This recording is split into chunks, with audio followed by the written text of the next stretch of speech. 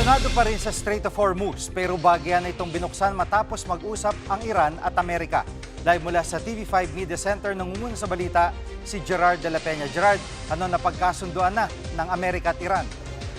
Alam mo, Jiggy, mukhang unti-unti nang umuusad ng mga bagay-bagay patungkol dyan sa usapang pangkapayapaan sa pagitan ng US at ng Iran. So sa loob ng 40 araw ay papayagan yung produksyon at yung pagbebenta ng produktong petrolyo ng Iran sa Amerika. So kasunod ito na naging usapan ng mga mediators at ni US Vice President J.D. Vance sa isang pagpupulong dyan sa Switzerland para sa isang full peace deal. So ang pagtanggal ng sanctions ay isa doon sa mga napagkasunduan doon sa Memorandum of Understanding na pinirmahan ng Iran at ng US sa France. So ayon sa Amerika, tiniyak nito na bukas ang Strait of Hormuz at papayagan ng mga atomic energy inspectors doon sa Iran. So sa ngayon, unti-unti na nakakadaan yung mga barko doon sa Strait of Hormuz pero nanindigan ang Iran na ito pa rin ang magkokontrol sa lugar na ito. So nauna na nagbanta si US President Donald Trump na ipagpapatuloy nito yung pag-atake sa Iran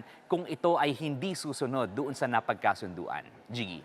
At Gerard, magandang development ito no, na nakakahinga na ulit yung Strait of Hormuz pero may epekto ba ito? Maganda bang epekto nito sa atin?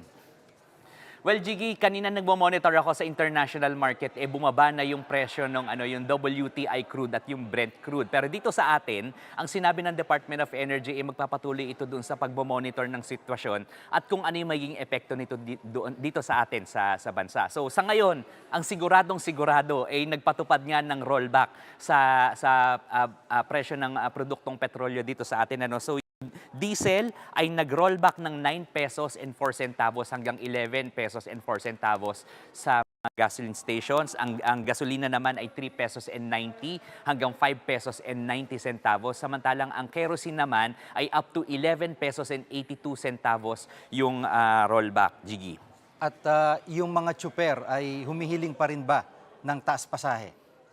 Alam mo, Jiggy, meron nga yung existing na na fair hike petition. Ito ay sinampa ng grupong Piston, I think nung May pa ito. Pero alam mo, kahit pababa na yung presyo ng produktong petrolyo ngayon, nanindigan pa rin ang Piston na dapat ay aprubahan daw ng Land Transportation Franchising and Regulatory Board itong kanilang petisyon. Kasi kahit bumababa daw itong oil prices natin, nananatiling mataas ang presyo ng mga bilihin, kasama na dyan yung mga yung costs o yung gastos nila sa pagme-maintain ng kanilang mga sakyan. Pakinggan natin ang pahayag ng grupong Piston.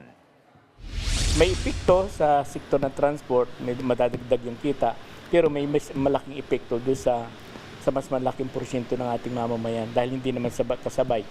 Hindi naman yung katulad pag nagbaba ang presyo ng petrolyo. Jiggy, ang sabi naman ng LTFRB tungkol dito kailangan pa nilang pag-usapan at pag-isipan kung maaprubahan ito. Yan muna ang latest. Balik sa'yo, Jiggy. Yan ang ulat ni Gerard de la Peña live mula sa TV5 Media Center. Mga kapatid, Jiggy Manikad po, pagdating sa mahalagang balita sa loob at labas ng bansa, dapat una sa lahat, mag-follow at mag-subscribe na sa social media pages ng News 5.